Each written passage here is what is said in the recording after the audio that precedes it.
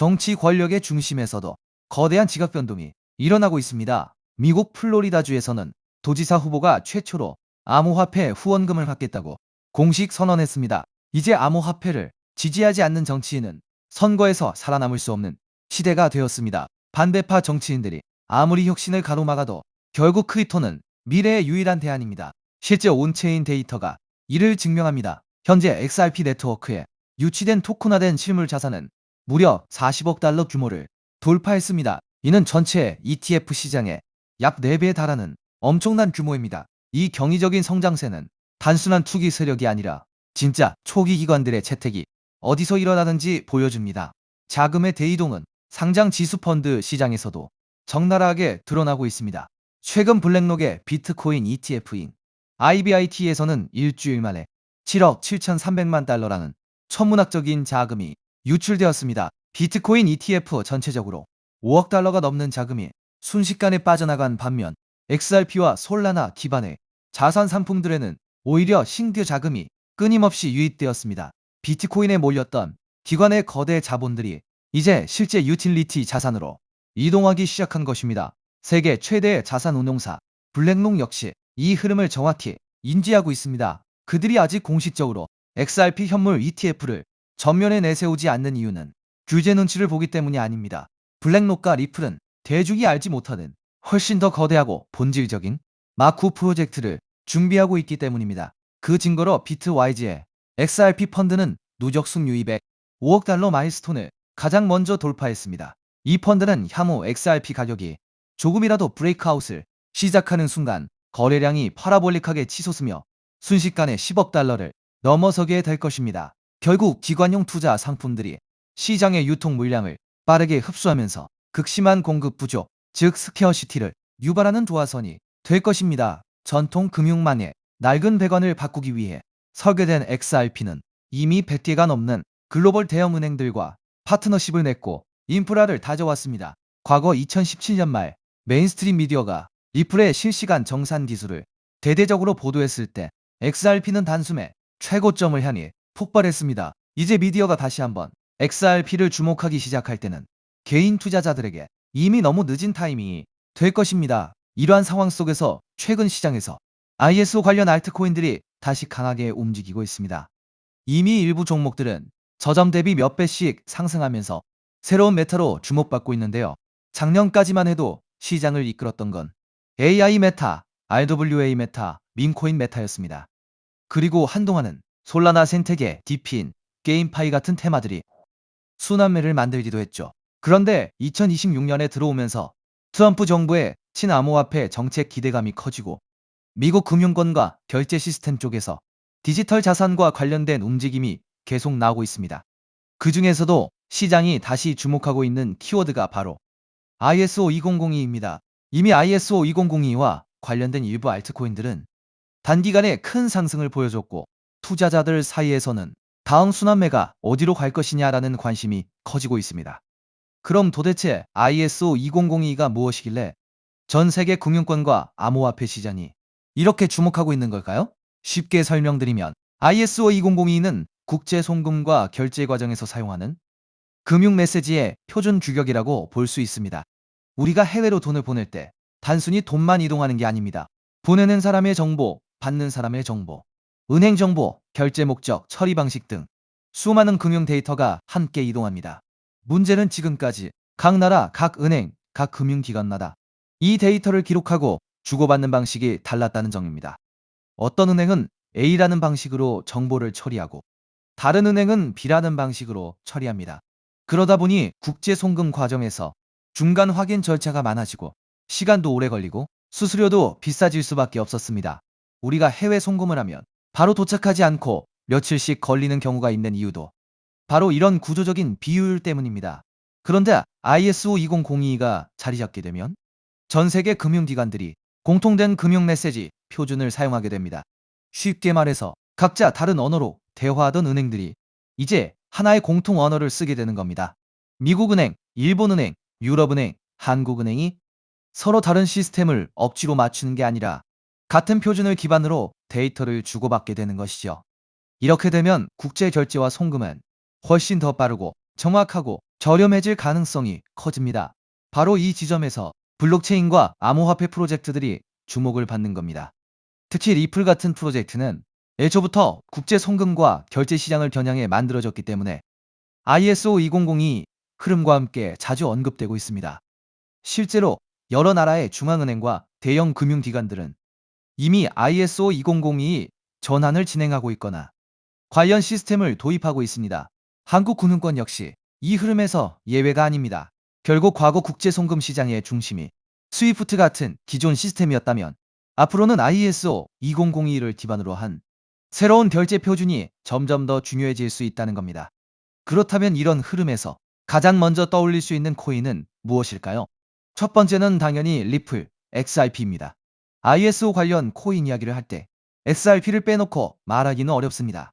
리플은 국제송금과 기관 간 결제 솔루션을 목표로 해왔고 리플렛이라는 네트워크를 통해 금융기관 간 자금 이동을 더 빠르고 효율적으로 만드는데 초점을 맞춰왔습니다. 그래서 ISO 2002 관련 이슈가 나올 때마다 가장 먼저 시장에 관심을 받는 종목 중 하나가 바로 XRP입니다. 차트적으로도 XRP는 한번 움직이기 시작하면 시장의 관심을 강하게 빨아들이는 특징이 있습니다. 그리고 이미 많은 투자자들이 ISO 2002 대표 종목으로 XRP를 인식하고 있기 때문에 이 테마가 다시 살아날 경우 가장 먼저 수급이 몰릴 가능성이 있습니다. 두 번째로 볼 수 있는 종목은 스텔라 루멘 XLM입니다. 스텔라 루멘은 업비트 워너마켓에도 상장되어 있기 때문에 국내 투자자들에게도 익숙한 종목입니다.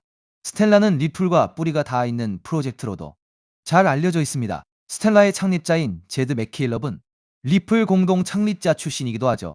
리플이 기관 간 국제 송금과 결제에 더 초점을 맞췄다면 스텔라는 개인 간 송금, 소액 결제, 그리고 디지털 자산 발행에 더 특화된 성격을 가지고 있습니다. 쉽게 말해서 리플이 대형 금융기관 중심의 결제망이라면 스텔라는 조금 더 실생활 결제와 소액 송금에 가까운 역할을 한다고 볼 수 있습니다. 그래서 XRP와 XLM은 차트 움직임도 비슷하게 나오는 경우가 많습니다. 실제로 과거에도 XRP가 강하게 움직일 때 XLM이 뒤따라 움직이는 흐름이 자주 나왔습니다. 현재도 XLM은 급등 이후 조정과 횡보를 거치면서 다음 움직임을 준비하는 듯한 모습을 보여주고 있습니다. 세 번째로 볼 수 있는 종목은 아이오타입니다. 아이오타는 사물인터넷, 즉 IoT 생태계와 관련된 프로젝트입니다. 일반적인 블록체인과는 조금 다르게 기계와 기계가 데이터를 주고받고 소액 결제를 처리하는 환경에 초점을 맞추고 있습니다. 예를 들어 미래에는 자동차, 스마트 기기, 센서, 로봇 같은 장치들이 서로 데이터를 교환하고 필요한 비용을 자동으로 결제하는 시대가 올 수 있습니다. 아이오타는 바로 이런 시장을 겨냥한 프로젝트입니다. 수수료 없는 소액 거래, 데이터 전송, 사물 인터넷 기반 결제 시스템이라는 특징 때문에 ISO 2002 관련 테마 안에서도 자주 언급되는 종목입니다. 아이오타 역시 과거 저점 대비 강한 상승을 보여준 적이 있고 현재는 일정 구간에서 횡보하면서 다시 방향성을 만들고 있는 모습입니다. 네 번째는 헤데라, 해시그래프, HBAR입니다. 헤데라는 일반적인 블록체인과는 다른 해시그래프 구조를 사용하는 프로젝트입니다. 빠른 처리 속도, 낮은 수수료, 높은 확장성, 그리고 기업용 네트워크에 적합한 구조를 강점으로 내세우고 있습니다. 특히 헤데라는 대기업과 기관들이 활용할 수 있는 분산형 공용 네트워크를 목표로 하고 있기 때문에 결제, 데이터 처리, 인증, 토큰화 같은 영역에서 활용 가능성이 크다고 평가받습니다. 과거에도 HBAR는 ISO 관련 기대감과 함께 단기간에 매우 강한 상승률을 보여준 적이 있습니다. 다만 이미 크게 오른 구간에서는 추격 매수가 부담스러울 수 있기 때문에 항상 차트 위치와 리스크 관리는 중요합니다. 여기까지가 대부분의 투자자들이 알고 있는 대표적인 ISO 관련 코인들입니다.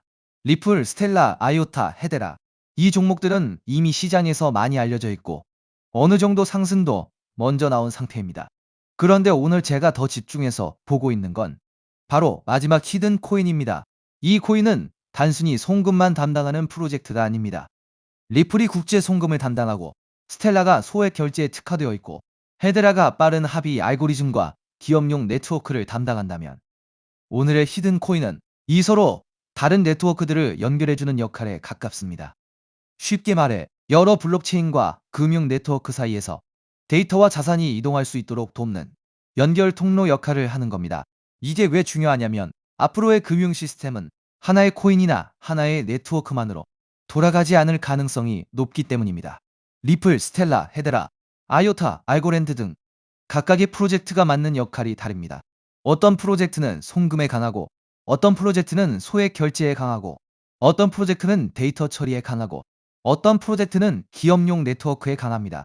그런데 이 모든 네트워크가 서로 따로따로 움직인다면 진정한 금융 표준화라고 보기 어렵습니다. 결국 중요한 건 서로 다른 네트워크들이 연결되고 데이터가 공유되고 자산이 이동할 수 있는 구조입니다. 오늘의 히든 코인은 바로 이 연결성, 즉 크로스체인과 상호 운용성 측면에서 중요한 역할을 할 가능성이 있는 종목입니다. 비유하자면 달러, 유로, 엔화, 원화가 각각 따로 존재할 때 이들을 바꿔주는 환전소가 필요하듯이 블록체인 시장에서도 각기 다른 네트워크를 연결해주는 중간다리 역할이 필요합니다. ISO 20022가 전 세계 금융 메시지의 공통 언어라면 오늘의 히든 코인은 그 언어를 기반으로 여러 네트워크가 서로 소통할 수 있도록 돕는 중요한 연결 지점이 될 수 있다는 겁니다. 제가 이 종목을 더 흥미롭게 보는 이유는 이미 많이 오른 ISO 관련 종목들과 비교했을 때 상승률이 상대적으로 낮다는 점입니다. 리플, 스텔라, 헤데라, 아이오타 같은 종목들은 이미 한 차례 강한 상승을 보여줬습니다. 일부 종목은 저점 대비 몇 배씩 올랐고 이미 시장에서 많은 관심을 받았습니다. 반면 오늘의 히든 코인은 같은 ISO 관련 테마 안에 있으면서도 아직 상승률이 비교적 낮은 편입니다. 오늘의 이 히든 코인은 ISO 2002에 등록된 코인 중 상승률이 작년 11월 대비 98%밖에 안 올랐는데요. 따라서 앞서 설명드린 코인들에 비해 상승률이 낮고 현재 매우 저평가되어 있다고 볼 수 있는 것이죠. 작년 11월 대비 ISO 2만이 종목들은 평균 600% 이상씩 올랐기 때문에 지금 현재 매수를 하기가 매우 부담스러운 상황입니다.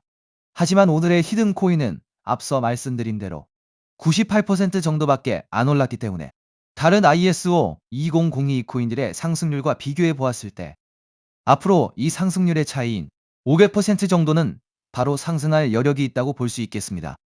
그리고 현재 거래량이 매우 줄어들고 있고 보시는 것과 같이 박스권 구간에 있기 때문에 패지를 개미털기가 어느 정도 완료되었다고 볼 수 있으며 지금 조금씩 거래량을 올려가고 있기 때문에 오늘 또는 내일 정도면 이 박스권 상단을 돌파 후 500% 정도의 상승세가 예상이 되는 자리라고 볼 수 있습니다.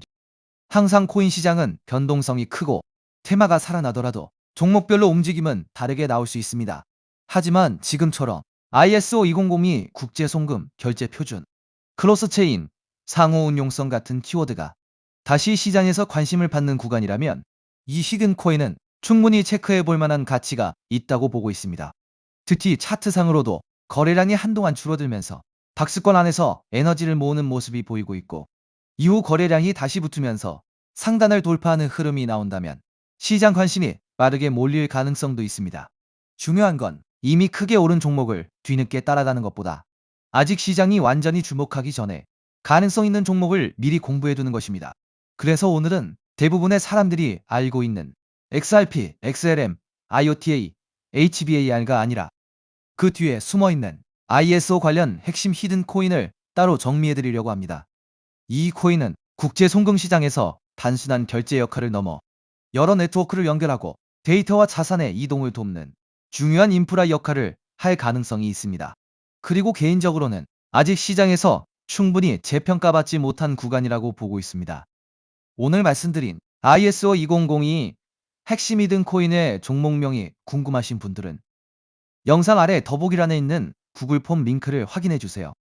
구글 폼을 제출해 주시면 제가 즉시 확인한 후 제가 오늘 영상에서 설명드린 ISO 생태계 안에서 크로스체인 연결과 환전소 역할을 할 수 있는 히든코인 종목명을 정리해서 안내드리겠습니다. 단순히 종목명만 던져드리는 것이 아니라 왜 이 종목을 보고 있는지, 어떤 역할을 하는지, 현재 어떤 구간을 체크해야 하는지도 함께 확인하실 수 있도록 정리해두겠습니다. 제가 선착순 100분까지만 정보를 공유드리려고 하는데 어제부로 이미 62명이 신청하셔서 정보를 받아갔습니다. 남은 자리는 단 38자리이니 정보를 꼭 받아서 좋은 가격에서 선점해서 큰 수익을 내고 싶으신 분들은 지금 바로 신청해 주시면 되겠습니다. 코인마켓캡의 커뮤니티 투표 결과에서도 무려 96%나 되는 사람들이 이 코인의 폭등에 투표한 것을 볼 수 있죠. 리플 XRP의 성장과 함께 수백, 수천 배 동반 성장할 이 코인 정보를 저희 구독자 여러분들께만 무료로 공유해 드리려고 합니다. 딱 10만 원이면 됩니다. 많은 돈도 필요 없습니다. 단 10만 원만 묻어두셔도 올해 인생의 방향을 바꿀 수 있는 코인입니다. 그런데 왜 지금 이 자리에서 이름을 바로 공개하지 않느냐고요? 이유는 단순합니다. 유튜브에서 이름이 공개되는 순간 세력들이 바로 움직입니다. 가격을 흔들고 판을 뒤집습니다. 그리고 뉴스가 나오고 사람들이 몰리기 시작하면 그때는 이미 늦습니다. 이 시장은 정보가 퍼진 뒤에 사는 사람이 아니라 퍼지기 전에 움직인 사람이 가져가는 구조입니다. 결국 선점이 전부입니다. 이건 단순히 좋은 코인을 찾는 문제가 아닙니다. 지금 시장에서 2026년을 버티기 위한 필수 선택에 가깝습니다. 최근 시장 하락으로 원금 손실이 컸던 분들 많으시죠? 이 코인은 그런 분들도 한 번에 만회할 수 있는 가능성이 있는 구간에 있습니다. 그래서 저는 아무에게나 공개하지 않습니다. 저를 믿고 설문에 참여해주시는 구독자분들께만 이 히든 코인의 이름, 진입 구간, 그리고 목표 가격까지 모두 공유드리겠습니다. 당연히 저는 10원도 요구하지 않고 무료로 우리 구독자분들께만 공유해 드릴 겁니다. 왜 돈도 안 받고 이런 정보를 알려주냐고 하시면 제 유튜브 채널 좀 튀어보고 싶어서가 다여서 구독과 좋아요 한 번씩만 부탁드리겠습니다. 방법은 간단합니다. 제가 아래 설명란에 구글 폼 링크 하나를 달아놓겠습니다. 이 링크는 여기 설명 보기를 클릭하시면 볼 수가 있는데요. 이 구글 폼 링크를 눌러보시면 이러한 창이 뜰 겁니다. 그러면 여기 구독자께만 드려요에 체크를 해주신 다음 히든 코인 정보를 공유받으실 연락처를 자세히 적어주신 다음에 여기에 있는 제출을 눌러주시면 저에게 이 구글 폼이 날아오게 됩니다. 그러면 제가 이 구글 폼을 확인하자마자 적어주신 연락처로 연락드려서 제가 구독자인지 확인만 간단히 빠르게 한 다음 아까 말씀드린 히든 코인 정보를 바로 공유해드리도록 하겠습니다. 이 코인이 아마 2026년에 졸업 코인으로 이름을 올리게 될 수도 있을 겁니다. 최근 원금 손실이 컸던 분들도 한 번에 만회하고도 남을 수 있으니 최대한 서둘러 준비하셔서 제대로 된 수익을 만들어 보셨으면 합니다. 우리 구독자 여러분 힘내시고 긴 영상 끝까지 시청해 주셔서 감사드리며 마지막으로 구독과 좋아요 한 번씩 부탁드리면서 마무리하겠습니다. 끝까지 시청해 주셔서 감사합니다.